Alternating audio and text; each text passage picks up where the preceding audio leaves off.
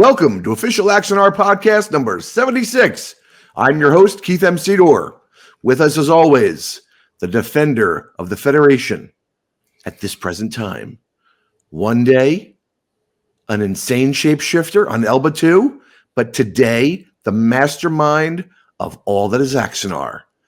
I'm talking about Fleet Captain Kelvar Garth. You know him better as Alec Peters. How are you, Alec? Good, Keith. Good to be here. All right. Also with us is Mark Edward Lewis, the producer and director of the latest fan film of a fan film, the Icarus Maneuver. How are you, Mark? I'm good. All right. Let's start with a little bit of Star Trek news, and then we will delve into our other topics. Some good news, some bad news, sweet, bittersweet. Well, it is good news that this is the final season of Star Trek Discovery. Maybe we can get some Star Trek made by people who know Star Trek. Because we've said this before, and I'm not going to bash on this too long. I'm literally going to soapbox this for about 15 seconds. The reality of it is we have people making Star Trek who have maybe watched some Star Trek, maybe read a little bit about Star Trek, but didn't grow up with Star Trek in their core like others of us have who have worked on some modern day Star Trek. So that having been said, I actually have watched the first couple of episodes of season 5 of Discovery, and I'm astonished to say it's not terrible. It's not spectacular, but it's not as bad as seasons 3 and 4 certainly were. I'll tell you that. It seems to have found its footing in the 31st century. I'll say that for it. But so funny today, and I'll just say today, the guy Cozumart, the company that does all the Star Trek uniforms for all the cosplayers, he's all over eBay. He has he's all over Facebook too, and he posted a photo of the Star Trek Discovery, the new Discovery costumes, and was like, why isn't anyone buying these? And I just had to jump in and say, because they are the worst costumes in all of Star Trek history.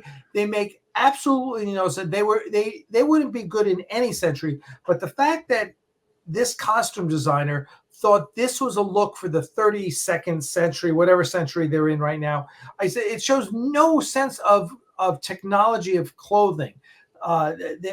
You're telling me that we're still wearing thick wool stand collar pea coats. I say it makes 1,000 years from now, ostensibly. Yeah, 1,000 years from now, it makes absolute, and they're ugly as well. So, but anyway, I just had to say that. But let's walk on to better topics. That Star Trek: Strange New Worlds got renewed. Strange New Worlds got renewed, and listen, I have very mixed feelings about this because I was very excited about a Pike #1 and Spock centric show. I've got a lot of pick aparts about that. We're not getting into that today, though. So great. Let's see where they go with this quote unquote return to episodic Star Trek for its 3rd season. But the thing that's really got my backside chapped is the fact that Lower Decks has been given the axe after the following season. Because as far as I'm concerned, the only 2 present modern day Star Treks that are not only worth their salt, but are excellent because the people at the helm know Star Trek in their core are Star Trek Prodigy, which miraculously and mysteriously aired in its entirety, season 2 in France. Right. I heard and I wanted no spoilers on that one. So I'm looking forward to that. I watched that with my 8-year-old. She loves it. But she loves Lower Decks even more. I've got to filter out a couple episodes that are a little too risque for a younger audience, but by and large, it's not too terrible. I don't think the violence is any more dramatic than we saw Bugs Bunny getting whacked over the head with a mallet, in the 70s. But that having been said, there is actually a survey online where you can fill out the petition to save Star Trek Lower Decks. Yeah, but I also feel that it has a certain shtick, and 4 seasons of that shtick is probably a good number. It does have a shtick, Alec, but I want to say that it really is the Easter egg show Oh, for it the is. diehards. Absolutely. For the diehards. Yeah, absolutely. It is the love letter to Star Trek fans. I totally appreciate that. But I also heard, totally unconfirmed. This was on YouTube, so it's totally unconfirmed that maybe Skydance was influencing what should and should not be renewed based on what they're going to want, assuming that they close their deal with Paramount. That may be true or may not be true, but there's certainly a direction that Star Trek is going in. And I mean, the good news, it's going away from Discovery, but we'll see. And then on other non-Star Trek news, other tangential Trek news. Yeah, we heard that the Orville, we're getting more and more hints from Seth that the Orville is coming back. I hope that's true. I think we all do. We all love the Orville. Mm-hmm. So yeah, Yes. so that's all good news. And then we're still waiting to hear if Skydance is going to close their deal with Paramount. Now Sony is in the mix. All I can say is one way or the other. I'm hoping for. I'm looking forward to new ownership for Star Trek, as I think a lot of people are. I certainly hope so too. If Skydance, I had unlimited I actually funds, think Skydance would be amazing for Star Trek. if I had unlimited funds, Alec, the first thing I would do is greenlight an Axanar TV series after a 2-hour movie. I'm with you there. Delve into the backstory between the friendship between Kenji Tanaka and I almost said Alec Peters and Garth. Yeah. No, I listen. I think it's a great story that they've never mined. So, I think it would be fantastic. But we'll see what happens. We're looking forward to hopefully it's Skydance, because I think Skydance has one sensibility and Sony, the other potential buyer, has another sensibility. Sony's very old school Hollywood. Very. Yeah.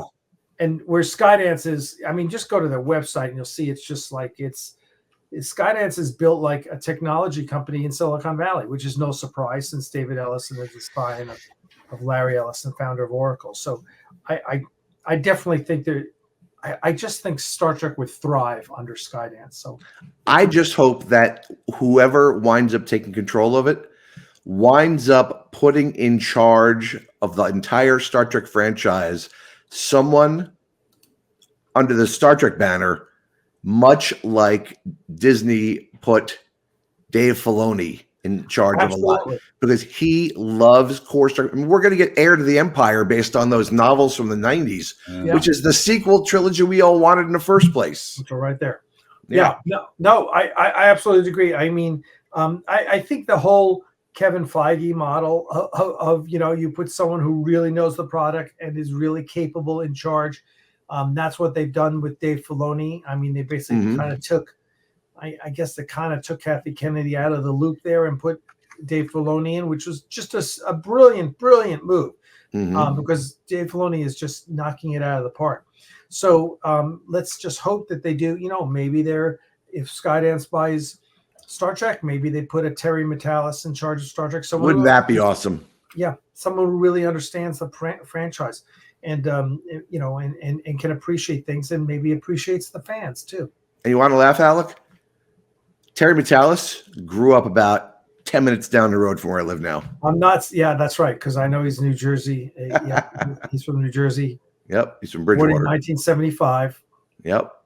So yeah, I got it. So, well, good. Well, let's move on. Yes, let's do that, and let's talk about CBS, the next fan film of a fan film.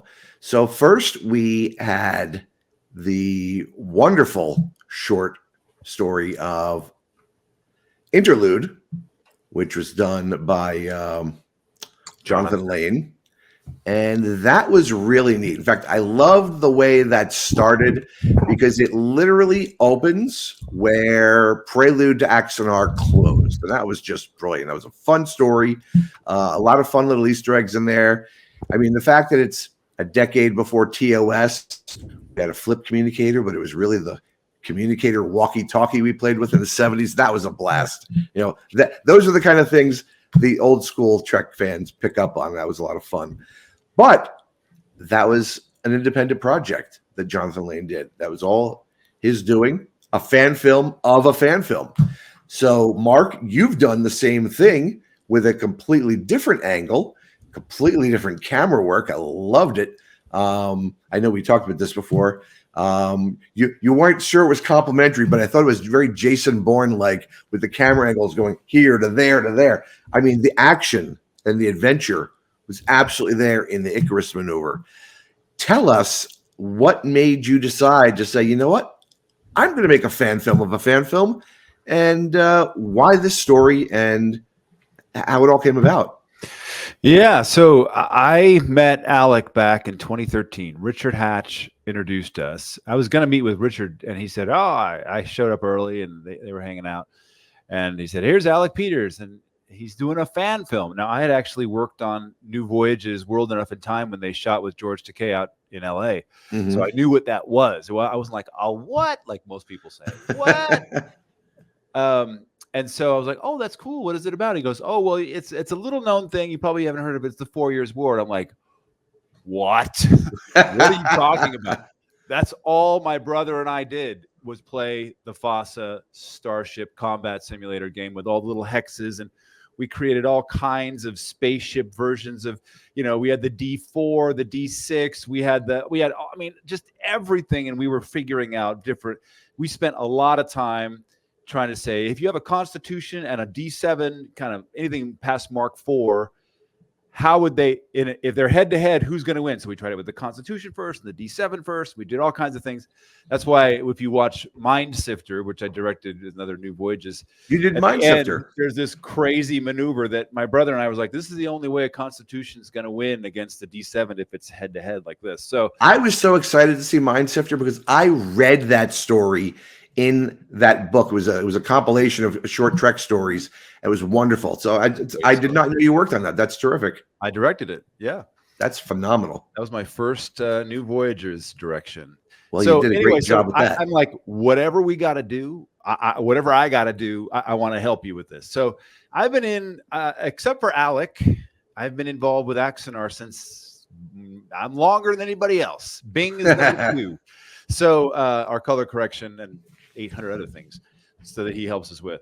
So I'm very well familiar with the Axanar story. I'm very well familiar with the 4 Years FASA saga because we played the role-playing side of it for years. Mm-hmm. So it's one of my favorite. In fact, to me, the most pivotal story of the Federation, and why no one's done anything about it since then, is our gain and everybody else's loss. But such is life. So Alec had the foresight to go, this needs to be done. Now, obviously, he's on the Garth of Izar side of it, which is amazing. And obviously his story was never really fleshed out. You have this moment, a line in whom God's the story. He goes, oh, wasn't he your mentor? Oh, yeah, of course. He's a common host. That's it. You're kind of like, okay, he's insane. Anyway, not a great TOS episode for me personally. I know people love it, but for me, it's not my favorite. But not when you saw a green Batgirl. Not when you saw a green Batgirl. Yeah, that's not just dance and say no lines. That's good. Mm-hmm. So the script is common knowledge at this point. Everybody has access to the script. And one of the very first shots, I think it's the opening scene, is what is the early, you talked about interlude being after prelude. Well, Icarus is at the beginning.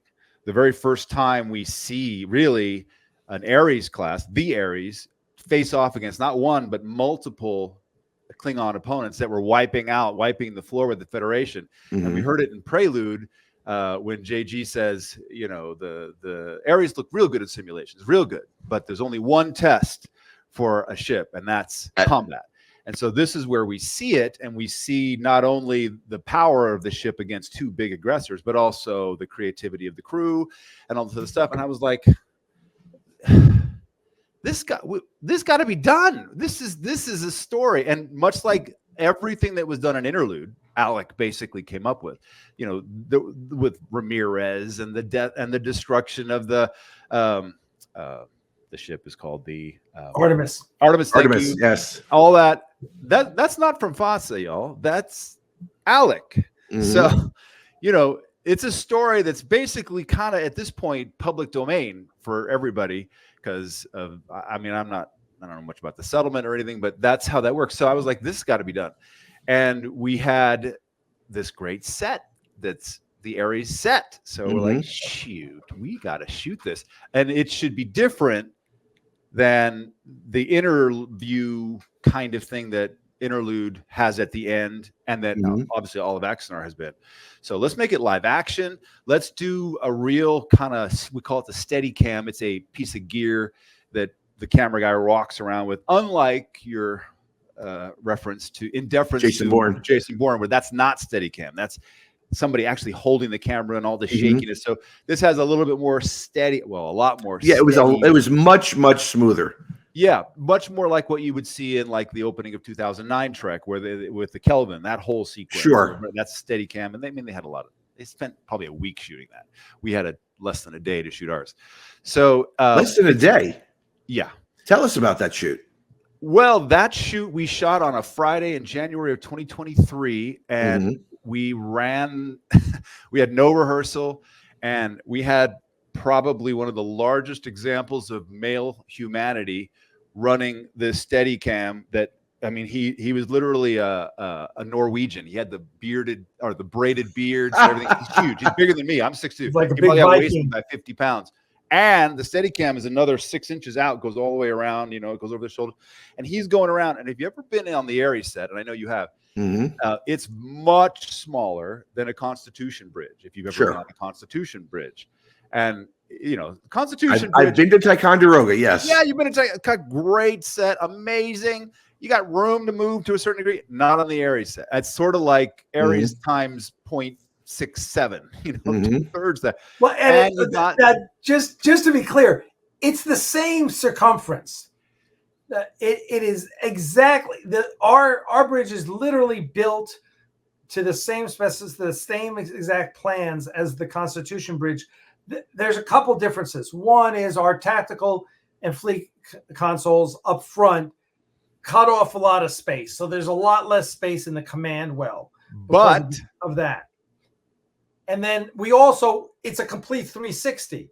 Whereas when you go up to Ticonderoga, it was 2/3 of a bridge. Yeah. It's literally the shooting set of the TOS bridge. Well, yeah, but which the is big missing. Once you take out a third of the bridge, you fly a third of the bridge out.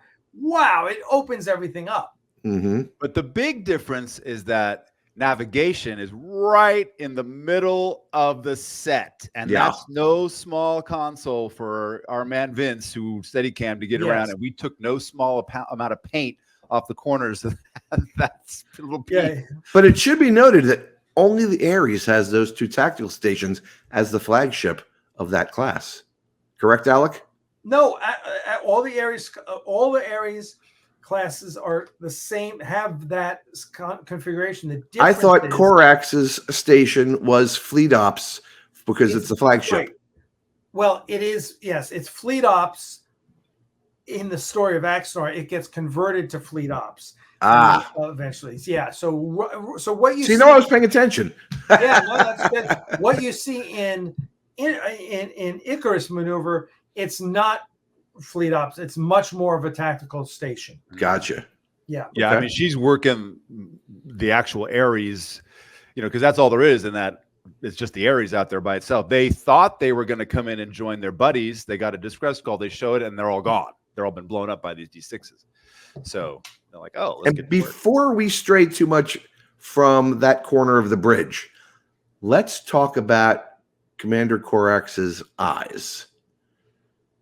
What type of optical trickery was that? Was she wearing contact lenses? Were they digitally enhanced to make her eyes glowing purple? What was up with that? That was amazing. Thank you. But it was subtle. It was a blink and you miss it. If you're only paying attention to the action, you might have missed it. But if you're paying attention to Trek for its details, it was one of the most amazing things I saw. A, because of its subtlety, and B, because how cool it was. Thank you. Well, there's no secret that I'm also co-directing with Ted on Axanar, and I'm the post super, and I'm the editor, and a bunch of other things. And so what Alec made this character of Corax, and she's a shapeshifter. She can be anything. And we're going to see some great use of her in Axanar, Axanar proper. And so we had Adrian for Icarus, and it was like, okay. And while I was cutting Axanar, we were doing our, we got everything in the can, and we started cutting it. And I go, like, how do we know? Like, nobody really knows, because we don't get to shoot the feature. So how do we know she's a shapeshifter? We kind of always see her as, the lovely Adrian. So how do we do? And I thought, what if we just make her eyes some weird color? And, green and purple and blue. Yellow is just made her look evil. So I thought, what if a little violet? Let's try that. And I didn't tell Alec about it. I just kind of left it in the assemblies for a while. Like, I'm talking months. Okay. And I just did a little DaVinci Resolve of the editor, just some very rough, not very good tracking, because I'm not a visual effects artist. I just go, so this was not doing anything with contact lenses or anything. It was just digitally edited later. This is in Axanar. I'm talking in Axanar is where. Okay. So in Axanar, I'm like, and eventually we got to the place where Icarus had been shot, and I was like, I don't know, a month from release, and I thought, hey, wait a minute, we kind of have to make a call here, because whatever we do in Icarus establishes how she is. So I go, do you have any issues with her having like these violet eyes? He goes, no, do it. I'm like, okay, great. So Dana Wagner, who obviously just makes that set, we can complain about its size, but it's beautiful. It's so amazing what he's done with all the visuals and the lighting. We go from yellow to red. It's just I just love it, and what he's doing with that and has done.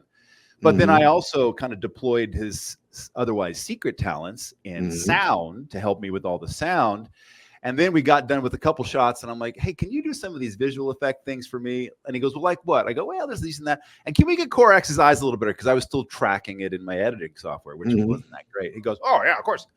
And the first version, it looked like lifesavers, not lightsabers, lifesavers. And I'm like, so, yeah, we can. It should be something where you'd miss it if you didn't know. And then he just kind of dumbed it down, and the tracking's perfect. And so she's a shapeshifter, and that's how we know. And that's the advent of that story. An Antosian. Is it Antos 4, Alec? Yeah. Okay. Yep. All right. So, Alec, let me ask you, what was it like donning the center seat in Garth's uniform once again, but this time solely as an actor? Was it a lot like Interlude? Because here you did not have any ownership of any, you weren't directing, you weren't producing. This is all fan film of a fan film project stuff, and you're just there as the character of Garth. What was that like to not have to have all the extra stuff on your shoulders? Yeah, it's great. I love it.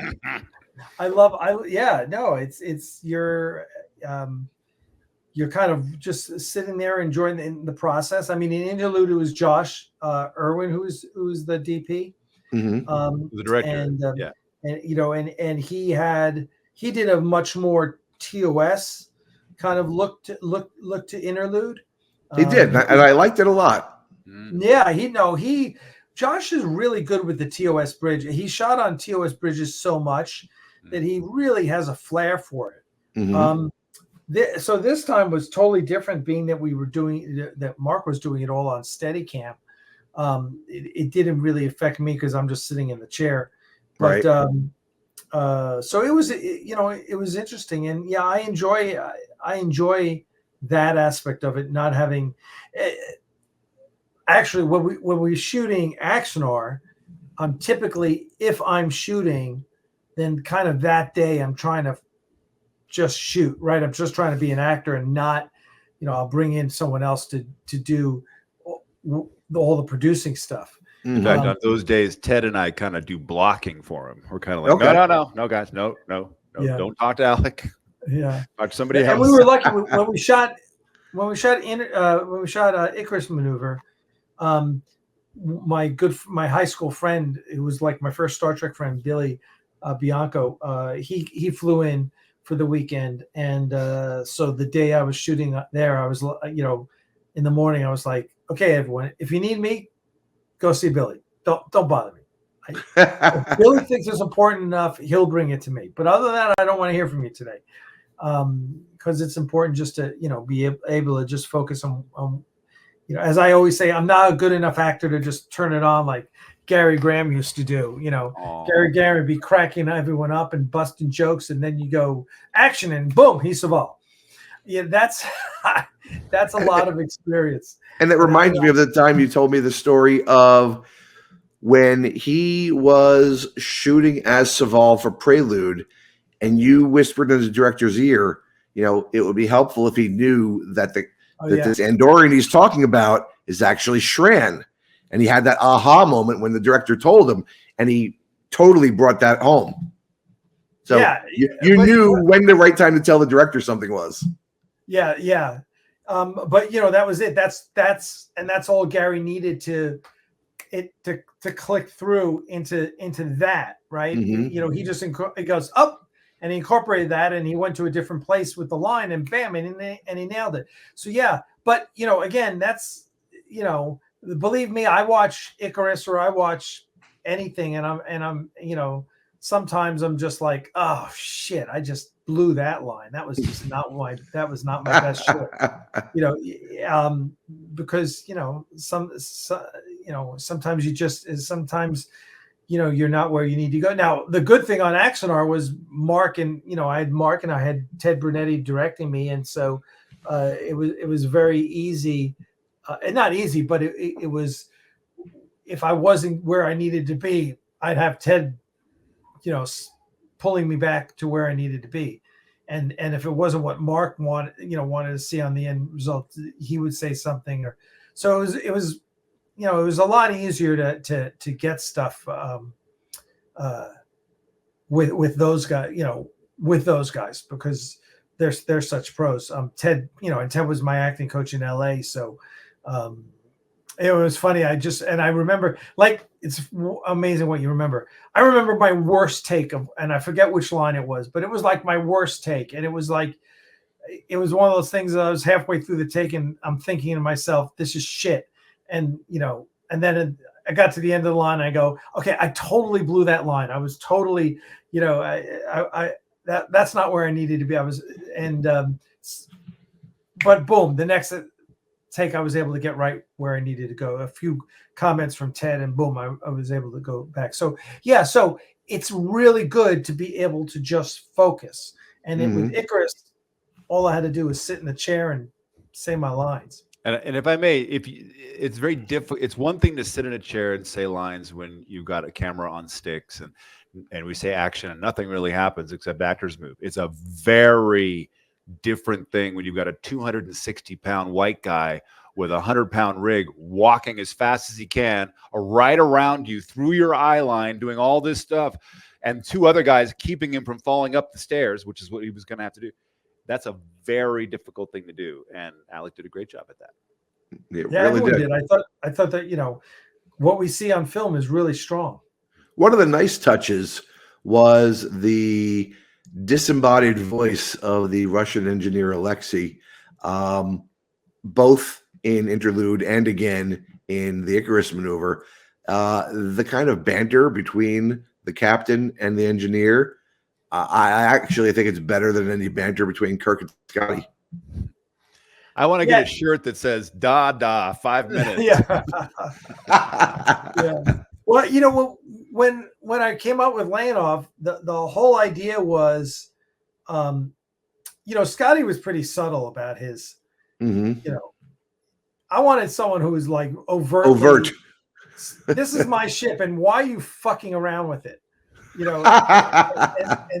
a matter of fact, there's a line in the full script for those of you once you read the full script. There's when they get back to after the Icarus Maneuver and they get back to Starbase 1, and Garth's beaming down to Starfleet headquarters, and he says, "Alexei, take care of my ship," and he beams down, and Alexei's like, "I thought it was my ship."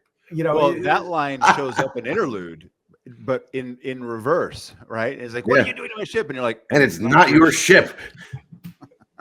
Yeah, exactly. Yeah. I remember talking with Jonathan about that. So so it's fun.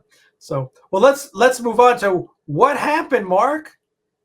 Well, We released as planned on March 31st on Sunday to, rave reviews, like 98+% people that were just like on YouTube were like, this is great. This is somebody goes in 5 minutes. I saw more Star Trek than I have in the last 20 years. I'm like, oh, Yeah, I know. And Alec didn't even bother to tell me about it. I was surprised when I stumbled across it online. I'm like, this is so cool. Damn. It was the same level of aha coolness when I first discovered Prelude back in 14. And it was the that's same great. comments. Let me tell you, reading all the comments, it was all the same. Everyone was like, oh my God, this is the Star Trek I want to see. This is the best Star Trek I've seen in 20 years. Mhm. All those comments we got with Prelude, which I'm sure pissed CBS off to no end.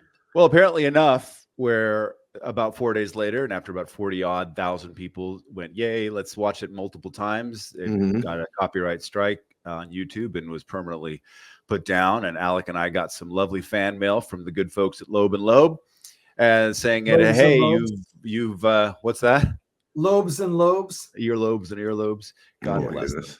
So saying that you violated copyright, and obviously you and Alec are in collusion. I'm using those words. That's not their words, but you're in collusion to violate the terms of the Axanar agreement. You're in violation of the fan film guidelines, and we're going to sue you if you don't knock it off. Well, let's talk about that, Mark, because in the same vein as Interlude, which cinematically was very similar to a TOS episode in its layout and camera movements, why did your project get this hit and the predecessor to yours didn't? Well, What that's was it good- about this that triggered this litigious action? Well, so far it's not litigious, just an action. Oh, It's- okay. So it's not until you're taken to court. Yes. Okay. And everybody kind of wants to avoid that, I think. So I believe, well, first of all, in their letters, they were very clear that there were some guidelines that were missed, and they're not wrong. I missed a couple things. There's a couple What'd you titles that weren't there. Technicalities. Yeah, I mean, I get it. There were some things that were missing. Yeah, there were two things that Mark and I should have picked it up if I'd known better. But one, you're supposed to say a Star Trek fan production in the titles. Okay. And our which titles Mark aren't didn't until the end. So Yeah. And then Mark had put a copyright notice at the end. because I've been in film long enough, you always do a copyright, and it Right. didn't say in there in the guidelines, don't put a copyright, but that's my mistake because that's fine. Well, yeah. Listen, I have to go back and check, but the guidelines say you're not supposed to register copyright. Right. They I'm not don't registered. say you're not allowed to have a copyright notice. Yeah, because- and they said that in the letter. They said you registered a copyright. I'm like, well, No, you I didn't get what register you're a trying to copyright. say. I get Yeah. what you're trying to say. Fine. Yeah, But because what got a little unnerving was some of the things that they said in addition to the guidelines, which are somewhat, actually novel, which Okay. include you can't use Star Trek music themes. They didn't say themes. They said you can't use Star Trek music, which Mhm. as a composer of over 30 years, I wrote the music for this. I did an original score. I used the Jerry Goldsmith Klingon theme, which I love. I obviously Mhm. used Alexander Borenstein's Axanar theme. And then, of course, the Alexander Courage, 5-note. So they said, well, you can't do that. But yours are all original, aren't they? Yours Well, aren't those themes actually. aren't original. The themes aren't original. But you didn't actually use pre-recorded Star Trek No, music, No, correct? it's all original. But unlike every other fan film which uses pre-recorded Star Trek music. Exactly. well, and to be fair to how music works, a theme, even if you reuse it in your recordings, is still the ownership of the composer, and that thus in this case them. So I get that's their IP. That's fine. But their argument was, it's not in the guidelines, by the way, except they connect it by saying you using those themes makes your movie not original. And I kind of go, oh, what? I just got to say that the entire letter was a mishmash of absolute legal nonsense. That it was, and it was done by the lawyer that did it. did it. It's so obvious that he's just raging on Axanar. I mean, he even in one line, he even says, "There's no Axanar universe," kind of like you could just hear the guy, raging and ranting about it. Just like, hey, calm down, dude. We're adults. Maybe we can talk like adults and not like out of control lawyers who are getting paid $1,000 an hour to bill CBS. And who may realize that CBS may be disinclined to continue their contract with them upon new purchase. And they're trying to bill hours. I don't know. That's just my thinking. But it was not necessary, and and Mark has since corrected those technicalities on it. Well, the other big one that was not on the guidelines, which was kind of a shocker, the music one, not that much of a shocker. Whatever, it's not on the guidelines, but okay. But the big one was, hey, you've used footage from Axanar that was intended to be used in the feature film, and thus you can't use that footage. That's a violation of the guidelines. But they specifically said it's a violation. How would they know what you intended to use or not? Well, whether we did or not, it's totally irrelevant. There is absolutely nothing in the guidelines. There's nothing in my settlement agreement. There's nothing in the law that says you can't use that footage. It was just, this is just David Grossman, the attorney, just throwing crap against the wall to try and intimidate us. And it was like, I'm sorry. First of all, we didn't register a copyright on Axanar because the guidelines say not to do that. And because we didn't register a copyright, it is basically public domain.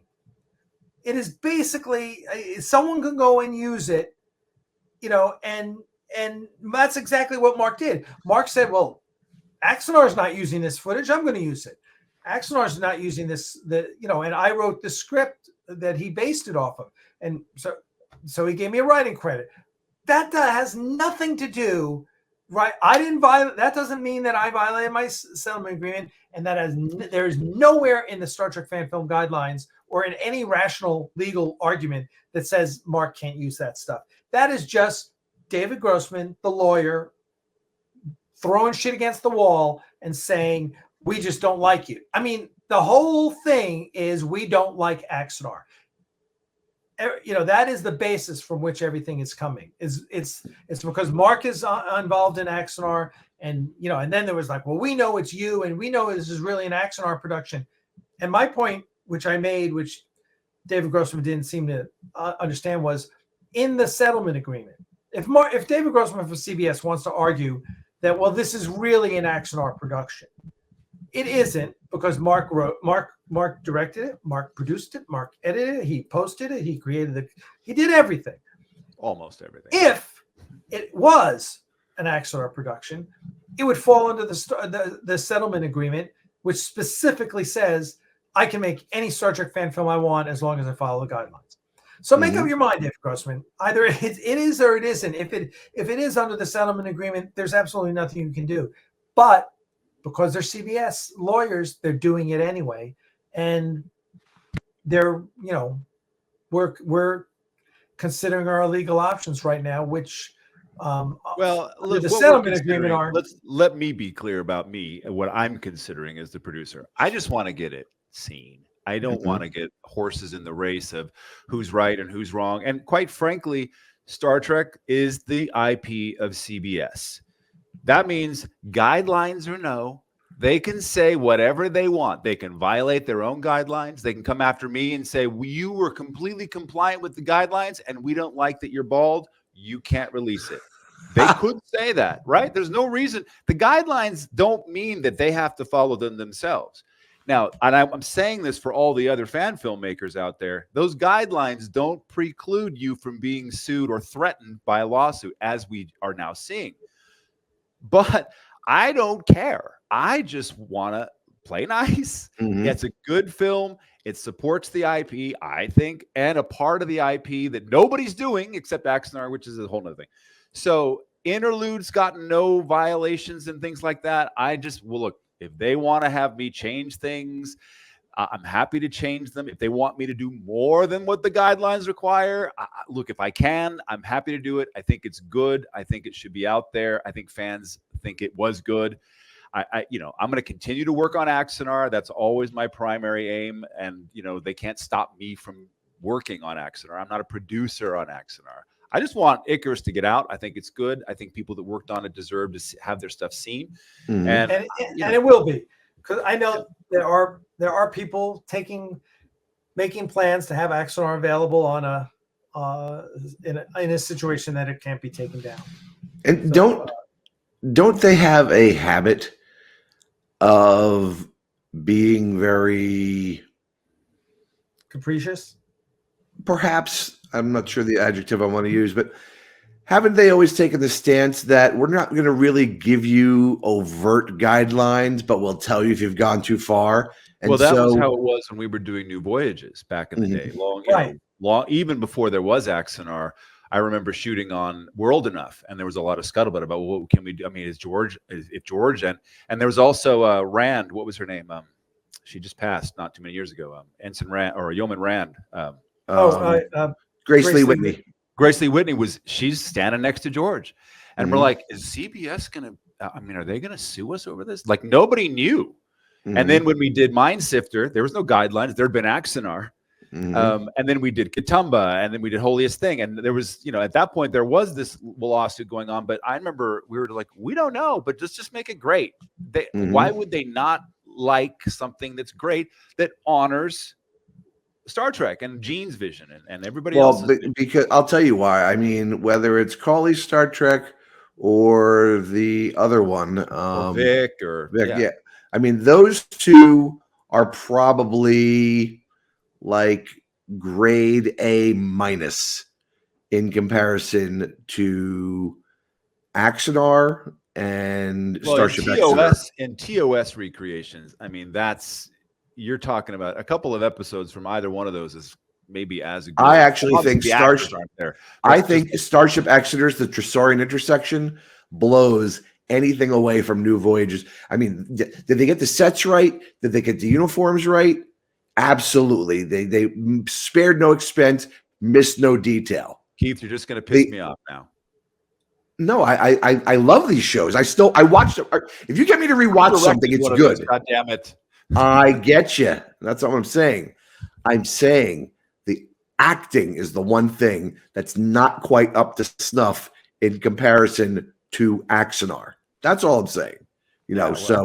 So I mean, did I think they did a fantastic job? Yes. Yeah, but I think it was just under the radar of where CBS was going to come and go. Which is exactly what CBS said. Listen, exactly what CBS, the general counsel of CBS, when I asked him in a meeting, and I said specifically, so Star Trek New Voyages and Star Trek Continues use the same exact sets, the same exact costumes. They use your music. They use your ships. They use your characters. It's a big recreation. I said, it violates copyright way more than Axanar does, but you're suing us. Why? And his answer was, and I'll never forget his exact quote, he said, because no one's ever going to confuse them for genuine Star Trek. Exactly. And that's why Axanar, that's why people love Axanar. That's why people have said for the last 10 years, since 2014, this is the Star Trek I've always wanted more of. Well, let's just hope. Let's round up and say and hope that the new owner of Paramount and CBS hopefully will appreciate fans in a way that allows us all to do what we love doing. Absolutely. In the meantime, we're going to keep working on Axanar, keep pushing it up the hill, stay compliant with CBS wishes as much as we can do. We're not trying to ruffle feathers. I'm not trying. I mean, I don't have any horse in the race. I mean, 2 out of 3 of former Axanar directors are still my friends. So, nice. I'll leave the other ones figure out which one those are. But so let's just make great media. Let's get this out to people. Let's not ruffle feathers if we don't have to. Make an enjoyable product that makes people happy. IDIC, right? IDIC and all things. Diversity and absolutely. infinite combinations. There you go. Yeah. All right. Well, you've been listening to official Axanar Podcast number 76 here with Alec Peters and Mark Edward Lewis. We've been talking about the fan film of a fan film, the Icarus Maneuver. And Alec, while we're talking about Axanar, which is why we're here, tell people where they can get in touch with you and learn more about Axanar. So you can always email me at alec@axanar.com, and you can find us on Facebook at Axanar. The Axanar fan group on Facebook is a great place to reach us. We also have a Discord server, so we're all over social media, and just search us on Twitter as well. All right. Mark Edward Lewis, are there any other projects you're working on you'd like to tell people about or tell people how they can get in touch with you? Other projects I'm working on, yes, and no, I can't talk about them. Okay. Very exciting projects that are at the core of my heart and many people's hearts. That is very much under the radar. We're very excited to have at least one of these come out. It's going to be a completion of a lot of love. Well, we will look for your name attached to projects that are out there, and we will know by your exuberance how much you're looking forward to getting those released and how much passion you've put into those projects. And I'm looking forward to that too, as well. All right. I know what he's talking about. He does. Nice. All right. Well, you've been listening to official Axanar Podcast number 76. We'll catch you next time.